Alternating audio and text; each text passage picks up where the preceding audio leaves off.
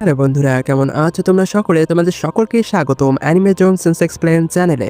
আজকের এই ভিডিওতে আমি তোমাদের সাথে এক্সপ্লেন করব ডেথ নোটের এপিসোড 10 এবং অবশ্যই যারা এখনো পর্যন্ত চ্যানেলটিকে সাবস্ক্রাইব করেনি তারা অবশ্যই সাবস্ক্রাইব করে দিবেন, কারণ আরো বেশি অ্যানিমে কন্টেন্ট দেখার জন্য আপনারা চ্যানেলটিকে সাবস্ক্রাইব করে রাখতে পারেন। এবং যদি ভিডিও ভালো লেগে থাকে তাহলে অবশ্যই একটা লাইক করে দিবেন, এতে আরো মোটিভেশন বেড়ে যাবে। চলুন আর কথা না বাড়িয়ে ভিডিওতে চলে যাই। আজকের এপিসোডে এল এবং লাইটের মানসিক যুদ্ধ এক নতুন ধাপে পৌঁছায়। পর্বের মূল ঘটনা হলো টেনিস ম্যাচ, মিথ্যার নোটের খেলা এবং নতুন রহস্যের সূত্রপাত।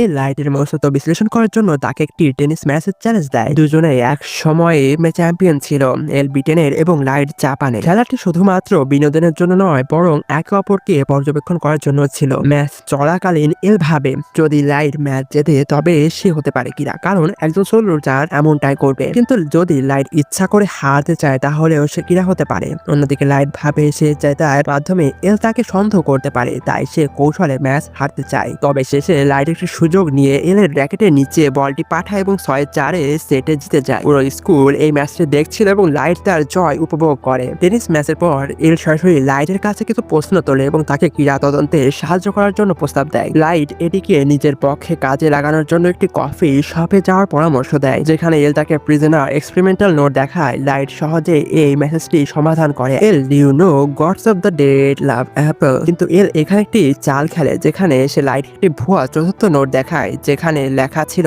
এল do you know gods of the dead who love apple have red hand. এলের দাবি লাইটের উচিত ছিল চতুর্থ নোটের অস্তিত্ব সম্পর্কে ভাবা। লাইট এই পরিস্থিতিতে রেগে যায়, যা এলের সন্দেহ আরো বাড়িয়ে তোলে। আলোচনার মাঝে খবর আসে যে লাইটের বাবার হার্ট অ্যাটাক করেছে। হাসপাতালে গিয়ে লাইট তার বাবার সামনে শপথ নেয় যে সে কিরাকে খুঁজে বের করবে এবং তার শাস্তি দেবে। এখানে লাইটের বাবা প্রকাশ করে যে এল আসলে এল। হাসপাতালে বাইরে এল আবার লাইটকে প্রশ্ন করেন যে এখনো নিশ্চিত নয় যে লাইট কিরা কিনা। লাইট এটিকে সামলানোর জন্য কৌশলে প্রস্তাব দেয় যে তাকে 1 মাসের জন্য একটি জায়গায় রাখা হোক, তবে তার নির্দোষ প্রমাণিত হবে। এল আপাতত সন্তুষ্ট হয়, তবে তার সন্দেহ একেবারেই দূর হয় না। এদিকে সাকুরা টিভিতে একটি অডিও টেপ পাওয়া যায়, যেখানে একজন নিজেকে কিরা বলে দাবি করে। সে হুমকি দেয় যদি এই টেপ সম্প্রচার করা না হয় তবে কোম্পানির সবাই মারা যাবে। কোম্পানির মালিক এই সুযোগ কাজে লাগিয়ে টেপ সম্প্রচারের সিদ্ধান্ত নেয়। এখন প্রশ্ন হলো এই টেপ কে পাঠালো? আমরা জানি লাইট এটা পাঠায়নি। সত্যি কি নতুন কিরা এসেছে? সব প্রশ্নের উত্তর খুঁজে পাবো আপনার নেক্সট এপিসোডে,